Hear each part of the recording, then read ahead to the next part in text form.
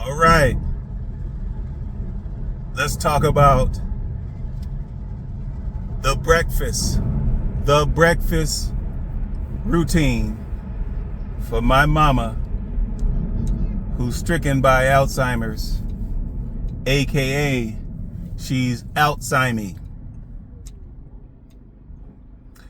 I alluded to this on the previous video that as part of the breakfast routine, what I do each morning is I set out her placemat, then I grab an orange and a saucer, and then I proceed to cut up the orange into quarters, and I cut them one more time so that they're a little bit smaller and they're easier to handle and consume.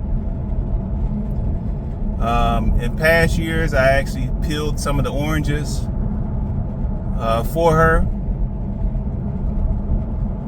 Of course, after a while, that got to be a hassle. Just bear in mind that her breakfast routine is dependent upon my breakfast routine. And if I leave something out because it's too much of a burden, so to speak, then that affects her. So in order to make it a routine that I can follow through on and something that is repeatable, something that she can count on, I slice them into quarters so I can do that real quick. Then I cut them one more time. Then I have eighths and we're ready to roll. I set her saucer on her placemat, and that takes care of my part of her breakfast routine. All right, previously I talked about my mother's wake up or morning routine. So I'll pick up where we left off at. Now, when she comes down from her routine, from taking her bath and what have you, when she's done loading her laundry, and yes, loading her own laundry, and I deliberately have left that to her. There's been plenty of times where my wife wanted to take that away from her because she felt like she was washing clothes too often. It seemed like it was always interfering with others trying to wash their clothes. Maybe she was using up too much detergent. Maybe there was too much water being consumed, etc., etc. But so there were many times over the years where there were attempts to take that away from my mama. But I felt that it was important that as part of a routine, she had some accountability and some responsibilities, and to maintain those. And so a lot of us feel that washing clothes it might be rather remedial. But for a person that's been stricken, a person that has some cognitive deficiencies, loading the laundry in, making sure that the door is properly closed, pouring in the proper amount of detergent, and mind you, making sure that it is detergent and not fabric softener. Okay, we can't take any of that for granted when we're talking about the elderly. So loading her laundry, pouring the detergent, starting the machine, it's a process, but she's responsible for that. Every morning when she gets up, when she's brushing her teeth, when she's taking her bath, she knows that eventually she has to get to the point where she gets that laundry addressed. After mom has put her clothing into the washing machine, she'll work her way to the kitchen, and then her breakfast routine continues or commences, however you want to put it. She'll grab a bowl from the cabinet. She'll go to the pantry. She'll grab her box of cereal, put that stuff onto the tabletop, go into the refrigerator, grab the carton of milk, pour her cereal into the bowl, pour the milk on top of that, return the milk to its proper place, return the cereal box to the cupboard, and then walk the bowl over toward her placemat on the table, grabbing a spoon along the way. So now, for most of us highly functional individuals, all of those tasks are pretty simple, right? Simple tasks that are probably a 6-year-old, 5-year-old, 6-year-old could do. Very simple tasks. However, when someone is stricken with that Alzheimer's and their processing has been damaged, their problem solving, their sequencing as far as what comes next, when that stuff has been damaged, those simple tasks, actions, multi-steps, processes can't be taken for granted. Because if there's just a little gap in their processing, something's going to fall out and something's going to fail. Okay. For example, I told my mother the other day that when she was done with her box of cereal, she could have some of the granola cereal. But something that I failed to recognize was the fact that the granola was actually in a bag. It was some of the Quaker Oats granola in a nice resealable bag. But guess what my mom is accustomed to? Guess what her routine involves? Her routine involves a box of cereal. So even though I put the bag of granola right next to her box of cereal, when that box of cereal ran out, she didn't see any more boxes.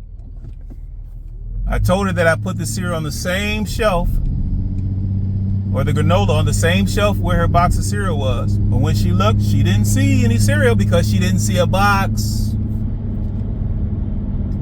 So that just reminded me that I can't take the simple for granted. All right, and be a little bit more specific. Now, what I did in the future is I actually took the bag from the cupboard and I actually put it on the tabletop so she could see it. So then she could identify that although her cereal is normally in a box, and it's been in a box for months and years, it's always been in a box. But also, although she's accustomed and her routine involves pouring a box, I put the bag of granola or Quaker Oats cereal onto the countertop so she can see that now it's going to be in a bag for a little while, and she can enter that into her processing. So that's how it goes as far as building routines. If I want to adjust the routine a little bit, I need to be deliberate about adjusting that routine. Okay, so let's fast forward to her having poured her cereal, the milk, etc., etc. So she eats her cereal first. Every time she eats her cereal first. Mind you, there's oranges. There's orange slices. She has the orange slices on a saucer on her placemat. But she always eats the cereal first. And I'll let you tell me, based upon what we've been discussing, why she always eats the cereal first. Not the oranges, then the cereal, not some of the orange, not a couple of the orange slices, and then some of the cereal. Always completes the cereal first, then she moves on to the oranges. Once she's done eating her orange slices, she'll get up, she'll empty out the orange rinds or orange peels, whatever you call them. She'll empty those out. Then she'll grab her saucer, she'll grab her bowl, her spoon. She'll go to the sink, and end of story, right? Not exactly. So after she's done eating, she's also accountable for washing her own dishes.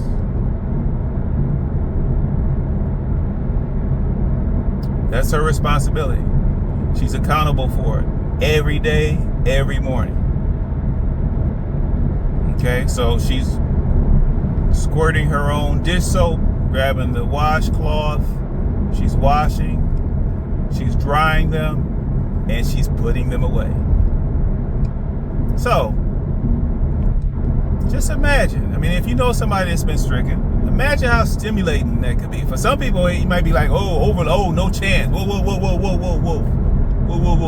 Son, I eat and you clean, son. That's the routine. But no, not with my mom. The routine that we've structured is after she eats, she cleans up after herself and she puts things away.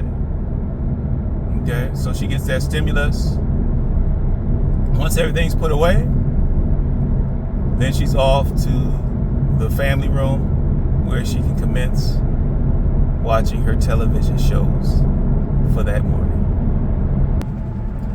And then at some point later on, well after she's finished her breakfast, I should say well after, sometime it might be shortly after, depending upon how long she took in the tub. But after she's finished her breakfast, the alarm for the washing machine will have gone off.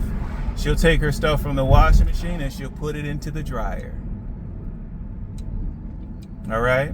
So she'll take her clothes from the washing machine. She'll move them over into the dryer. She'll set the timer on the dryer and she'll run it.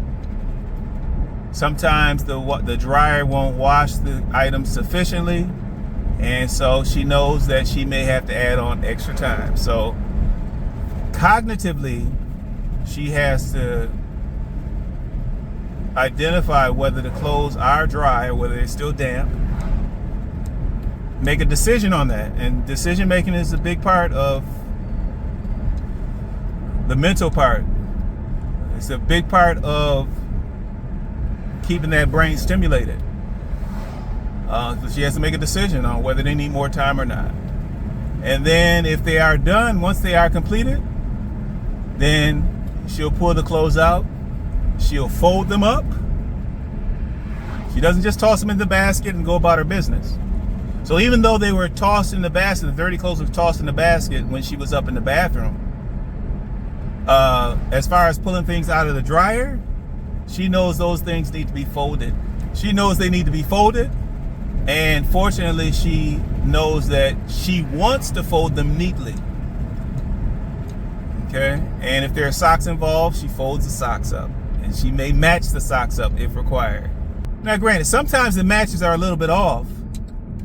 If the socks are close, but slightly different, and maybe, from two different brands or what have you, but a similar color or what have you. So sometimes her matches are a little bit off.